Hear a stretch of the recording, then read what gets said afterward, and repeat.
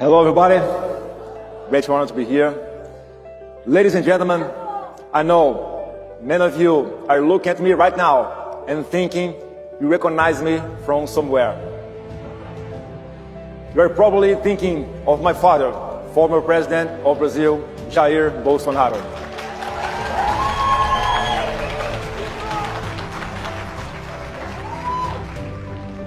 Here he is with Donald Trump at the White House in 2019. They called him the Trump of the tropics because he was loved by the people and cared their values without mincing words. And here, he's last week in the hospital where he spent his 71st birthday under arrest, sentenced to 27 years in prison, imprisoned for corruption. Like all Latin American leaders? No. Imprisoned and convicted for 27 years, the rest of his life, by lawfare, almost identical to what Donald Trump suffered here in America. The formal charge is similar to what President Donald Trump faced, insurrection. Sound familiar? But the real reason is the same.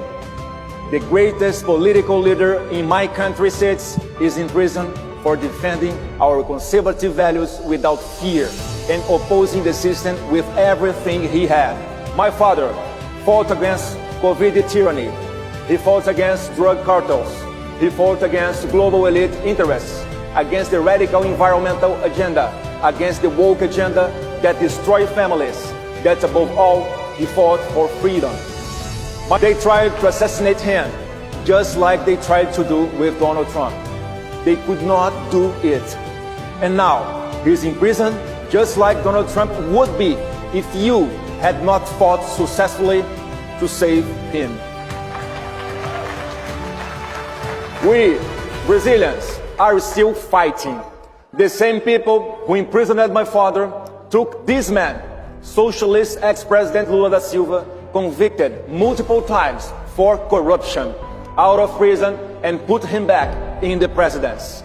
All of this under a flood of USAID money and massive interference from the Biden administration. The result? Brazil is living another devastating economic crisis, a public security crisis with huge expansion of narco-terrorist cartels and multiple corruption scandals involving even Lula's own family members. So, some of you are asking how you can help. I will ask you directly. We don't want interference in Brazilian elections like the Biden administration did to bring Lula to power. As I said, I'm going to win because it's the will of my people. But for that will to be preserved, we need free and fair elections. And this is a great challenge. If our people can express themselves freely on social media, and if votes are counted correctly, we will win. My appeal here, not only to the United States, but to the entire free world, is this. Watch Brazil's elections with enormous attention. Learn and understand our process. Monitor our people's freedom of expression and apply diplomatic pressure so that our institutions function properly. Instead of the Biden administration interfering in our elections to install a socialist who hates America, applying diplomatic pressure for free and fair elections based on values of American origin. That's a good chance of foreign policy for the region, right? My father sits in prison tonight for the same beliefs you hold, but his sacrifice will not be in vain. Next year, when I return to this stage as President of Brazil, we won't just be celebrating another election victory. We will be celebrating the birth of the strongest conservative alliance in Western Hemisphere history.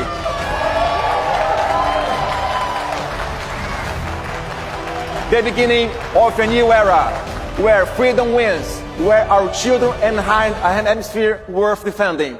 God bless America, God bless Brazil. Thank you so much.